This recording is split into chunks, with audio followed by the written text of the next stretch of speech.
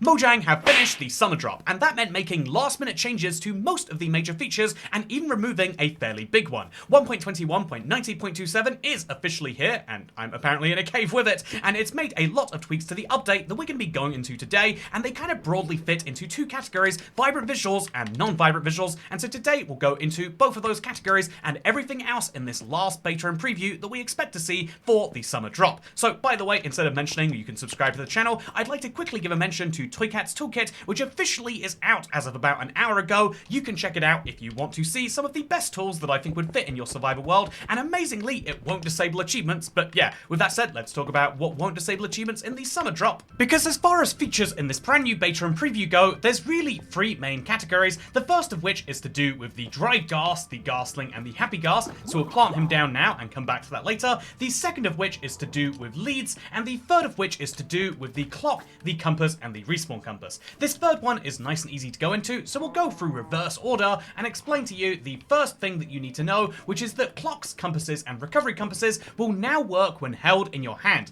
This was a really confusing bug report to read from the changelog, so if you didn't understand it either, basically when you held these items in your hand previously, like I'll show you on screen right now, they would just do nothing. So even though it's clearly daytime here, or it's clearly sunset, it looks like it's daytime according to my clock. Even though I'm clearly rotating, my compass isn't working, and the same is true for the recovery compass. But here I am now in the new preview and beta, and as you can see, the compass will point towards my spawn, which you should know quite well on this world, is over there in fact, and indeed the same is true for the recovery compass, and the clock will actually update as the day goes on. This is a nice change and a very welcome one. So the second changes, the ones that I want to mention here, are actually to do with leads, because you might not know this, but leads have gotten quite the nice update. Honestly, what's kind of weird to me is the fact that it's 1.21.90.27, and we still have issues with where leads actually go to. So here's me leading a cow. As you can see, for some reason, it ties to my forehead. This does not seem to be intentional. It blocks your view and it's terrible, but indeed, it's going to be going through to the final preview, unless there's another one, but they've decided to fix the way that leads work for other mobs, even if not for you. So if I lead a cat, or an ocelot in this case, and I try to lead into a fence post, you'll see that the lead goes into the ocelot's neck, as if you had him tied up, like, you know, you're walking your ocelot, like we all do all of the time, and the same is true for other mobs. So for example, here is a parrot. Again, instead of tying it to, you know, just the middle of the body like it did before, now it's actually tied to around the neck, like you would if you had a pet parrot, and the same is apparently true for allays. I haven't seen this one yet, but that's not what I wanted to do at all. If we tie an allay to a fence post, as you can see, it's going to tie around the right part of the body, and so there's a few other mobs that they've also changed that I figured we could check out together. One of these is the snow golem, which I placed impeccably. As you can see, this is my good friend Snowy. He's not going to live for very long, so if I try to tie him, again, it ties correctly to his neck until I tie him to a fence post, at which point it seems to go down to the base of him. Whether that's intentional or not is hard to say. And then we've also got the glow squid and the regular squid. Previously, you couldn't actually lead glow squids at all, and regular squids also kind of were led weirdly, but now, as of this update, you'll be able to lead glow squids, and it will connect to what they think is the logical part of their body, which is right over there. Do you agree with them? Well, it doesn't really matter, because the third category is the more interesting one, or I guess the first, because coming back to our happy ghast, I think you'll find that it hasn't been 20 minutes, but we can simulate it having effectively been. I'm here on my Xbox Series X, and if we just turn up our random tick speed to like 100, then what should take 20 minutes should instead take more like 15 seconds, because this happy ghast has gone from unhappy to quite neutral to now, what's that? Very slightly happy, and in no time at all, you'll find that he becomes a ghastling. So the ghastling speed has been updated to slow it down. Chill, friend, you have time to take in the sights. Weird language for a changelog, but I don't mind them being fun. The Happy Ghast player detection area, so yeah, basically, the Ghastling is there not to be super speedy and get away from you. I found this to be really frustrating in my testing, and indeed, they've kind of fixed it, so the Ghastling is very, very chilled. I mean, when you have a friend that looks like that, it's not your friend who's rushed to get everywhere. Let's be honest, that's just not how that is at all. And so, indeed, the Ghastling has been changed that way too, which is very, very delightful. Let's bring him with me somewhere, which again, I feel like some people might say, oh, it's annoying annoying how long he takes, but personally I love that he can't get away from you too quickly. Sure, you can lead him if you want to, and now you can still get that same speed from before, but if you're the sort of person like me who doesn't use leads all of the time everywhere, then maybe you'll appreciate this. But if you are the sort of person who uses leads all the time everywhere, with absolutely no exception, then you might appreciate this. If we place down a mule spawn egg, apparently there was a bug with mules attaching to happy ghasts where all full cables wouldn't actually go into it. So here is a mule. It's a baby mule. I don't know if that messes things up. Let's attach the mule to the happy ghast. Oh, we did that wrong. So happy ghast, please come back. I've got a mule to attach to you, and there we go. Now the mule is going to float off with our happy ghast and be very, very happy. But yeah, the happy ghast also will no longer jitter when the player is at the edge of its detection range, and that is the end of actual changes to this update. I will say, interestingly, this is more features than we usually get in the last bug fixing update for preview, and it's absolutely hilarious to see it. This baby mule was just born, but he's going to go for a whole journey. Let me tell you about that. Absolutely delightful. So before we go into the vibrant visual changes, I would like to quickly re-show off a feature from last week. A lot of people said that they couldn't see the beacon range clearly because it started raining, and so right here below my Minecraft preview sign, I'd like to point out here is a beacon beam that I can view from over 100 blocks away. That's incredible. But anyway, we need to go into the Nether because apparently they've made some changes to vibrant visuals, and so let's check them out. So Vibrant Visuals, just like the base summer drop, actually has 3 changes that have been made to it, or 4 if you count them fixing the green tint from Android devices, but there are actually 3 main changes since we don't count that, and one of them is actually a removal, which is a very big deal at this stage in the process, because we're very unlikely to have, it says temporary, but it's unlikely it will come back before the release of the summer drop, and so let's talk about what's new, because the big change is they supposedly have fixed ambient lighting levels in the Nether for Vibrant Visuals. I say supposedly because it's still looking mighty dark here, if maybe not as bad as before, but I think this might be a weird issue with older Minecraft worlds that have their nethers converted, because from the warped forest you can see that things look amazing, but then from the nether plains it looks not so, it looks kind of rough. Amazing and then rough. And I figured at first, oh, so this is a balancing factor they've applied to the nether waste to make it even more rough, but then if we go into the crimson forest, you can see the same thing is true here. We can see things wonderfully, but then if we go into also a newly generated, as of 1.16 and beyond, nether wastes, then actually lighting here looks really great as well. Strangely enough, it does seem as though we have a Minecraft update which has fixed the nether in a really great way, unless you have an older one, and I don't know if that's a mistake or an intentional decision, but one of the things I really love as you look around the nether, obviously you're probably not going to be flying, I wouldn't recommend using a happy ghast, and most people are probably worse off using an elytra too, but if you are in the nether, you might notice that all of the biomes have hugely different fog colors, even more so than before, with even more particles than before, and so keep that in mind. The Basalt Delta is a very, very messy place, but a very beautiful messy place, which couldn't have been said before. I love these nether changes, and so these second changes they've made are also positive, at least in theory, because they say they fixed the fog settings in warm and humid biomes for Vibrant Visuals. And so let's go to a warm or humid biome, shall we? Oh yeah, that is a weird transition.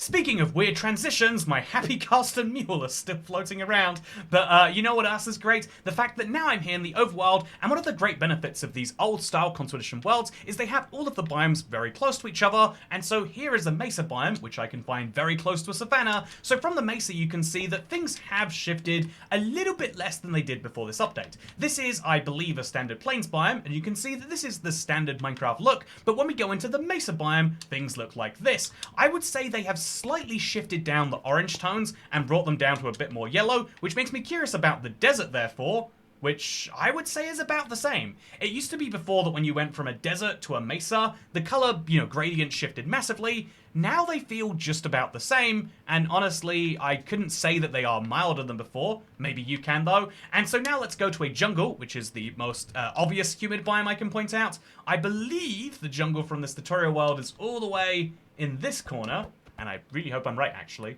So let's go past some of our favorite old builds. Oh yeah, aren't these lovely classics? Oh, what's that on the hill over there? Oh, that's a nice little stone build. What's this over here? Oh, is there a miniature jungle? Never mind, the jungle wasn't that way. It's actually over here by the lighthouse. So here's me in a plain/river/forest biome, regular Minecraft biomes, and here's me now coming into the humid biome off the jungle. Do you notice that? There is a sudden shift, and it definitely still looks kind of foggy, but, you know, I think it's less like, you know, like distractingly foggy, and it means that the biome transition is still stunning, it's still noticeable, without being overwhelming, I would have to say. But again, this is entirely my vibes from creative. It's hard to really say for sure. So the last change they made is a big one because they temporarily reverted weather-related changes made to sky color in Vibrant Visuals while some issues are sorted out. So I'm going to test this theory live because I tested what the weather looked like before, and apparently it meant that there were all sorts of wild changes to how rain affected biomes, with my particular craziest example being the fact that taiga biomes, actually you couldn't see anything around you. The fog would come in so thick because one of the things about taiga biomes in their minds is that fog should be super, super crazy. But now the fog will come in roughly the same based on where you, regardless of where you are in the world, which is a huge improvement to before, I would say. Weirdly enough, I could see how it adds atmosphere to have fog be like 2 meters in front of your face, but I actually hate it. I think that Minecraft should be a good game to play first, and the atmosphere should build on top of it. If the atmosphere of the game interrupts with the main game, that's a problem. Like, one of the examples of that actually right now is the fog. You can see the fog is making that building over there, that church if I'm not mistaken, look very, very strange, because it's lighting and doing some weird things inside of it. Just something interesting that I'm noticing here. So I'm going to also check out lightning just because, you know, I'm curious. It is one of the 3 types of weather Minecraft has, and so when it thunderstorms in Minecraft, I'm going to guess that our render distance will get even tighter, but I would guess incorrectly. Okay then, easy peasy. So with that said, that brings us to the end of the new features in this preview. Fairly short and simple, right? And then that brings us into the final question we need to ask here. And to answer that question, yes, Toycat's Toolkit is available on the marketplace right now, and it will cost you 830 Minecoins, which is the equivalent of $5 US. You can spend that if you want to, but also, if you don't want to, you can spend your Xbox Games Pass rewards or your Bing credit. Those both convert to Xbox gift cards, or you can do the same with Google Play Opinion rewards.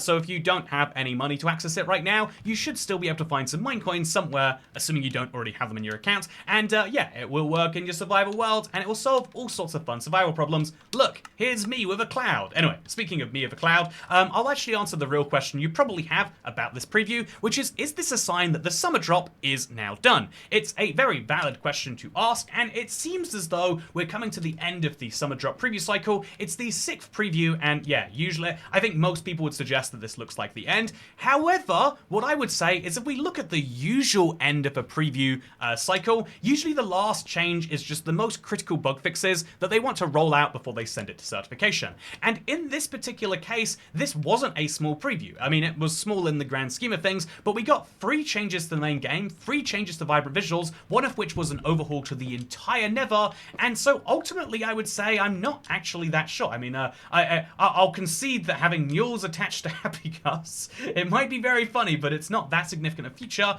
but I would say that if they roll out the update now, that means that we're going to end up with an update which has your leads attached to your head for the 2nd time in a row. I'd also criticize that, like, another common bug is, like, if you switch to creative, it doesn't turn on cheats by default. So by default, creative mode does not have the ability to change your time of day and stuff like that. There's all sorts of weird, absurd, minor bugs that you would figure they would go for if this truly was the last preview just before getting it out. This, to me, feels like the penultimate preview, but I would also say that it's probably about a 50-50, and so if that 50-50 is wrong, then next week we'll be seeing 1.21.100, which is exciting because it's the next Bedrock update. It's the first time in a while we've hit the 0.100 prefix, but also critically, the reason it's so exciting is because if we hit 1.21.100, that will also be the update that tells us what's in Drop Free 2025, and given that the summer drop has left a lot of people feeling a bit weird, sure, Vibrant Visuals is incredible, but outside of that, I think this is perhaps the smallest drop yet, at least the smallest of the last 3. But the question of what comes next has been on everyone's mind, and so 1.21.100 might start its previews next week, and we might start getting those answers, or indeed, we might actually have one more for this update, but that is how it looks with the summer drop so far. Do you like what you've seen? Are you excited to have your Happy Gas be attached to mules? Do you like that the Gaslings are slower and that Vibrant Visuals has been toned down just the tiniest bit in the Nether, hot biomes, and of course when it comes to weather? Personally, I am very excited about all of this. I cannot wait for it all to come out on what I believe is going to be June the 17th. But again, we will have to see what happens next Tuesday, And also, we're going to have to see what happens with the snapshot cycle. There has not been a snapshot release today, which is usually the case. Bedrock and Java get their updates on the same days at the same time. And so we're expecting to maybe see a pre-release or release candidate or whatever sometime later this week, potentially even, because if they're not doing it on a Tuesday, they're either waiting for next week to match up with Bedrock, or maybe something else is in store. Either way, though, those are my opinions, those are my thoughts. I hope you enjoyed both this video going through the analysis, but also, actually what's inside of it. And if you want my bet as a betting man, I would say 50-50. You should hedge your bets, so you shouldn't bet. Yeah, if you want my advice, if you're a betting man, then you should stop gambling. It's destroying your life and your family. Everyone around you wants you to stop doing it, and so please listen to them. But if you're not going to listen to them, then the only thing I'd gamble on is being subscribed to Toycat. It's important.